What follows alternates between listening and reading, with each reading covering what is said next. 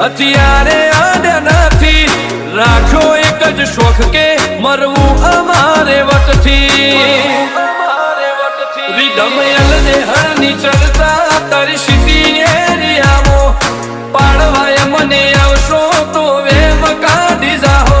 રીધમલ ને હળની ચર્ચા તારી સીટી એરિયામાં પાડવાય મને આવશો તો વેમ કાઢી જાહો. હો જીગર રાજપુરની આજ તો નોમના ઘણી હાય